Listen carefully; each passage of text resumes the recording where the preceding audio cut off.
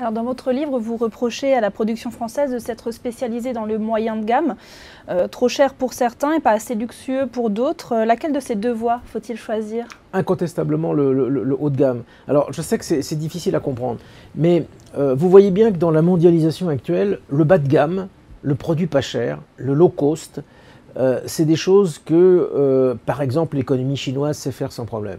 S'il s'agit de faire un t-shirt à 1,50 € vendu 4 €, c'est effectivement ces pays qui savent faire avec une main-d'œuvre qui est payée vraiment très très peu.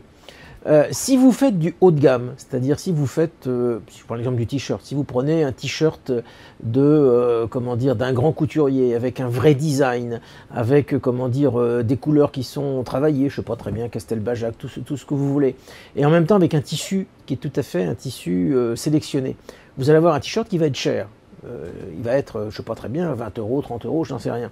Mais, alors vous allez me dire, qui peut se payer un t-shirt à ce prix-là? Pas mal de gens quand même, pas tout le monde, mais pas mal de gens quand même.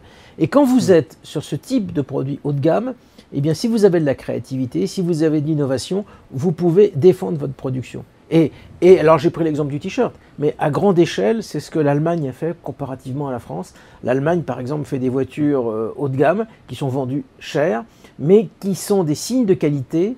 Et la consommation aujourd'hui, enfin les besoins que nous avons, c'est finalement ce qu'on appelle un modèle en sablier. C'est-à-dire on achète du haut de gamme qu'on accepte de payer au prix où on le paye. Et dans ces cas-là, ça permet de produire dans les pays qui ont une main-d'œuvre qui coûte cher.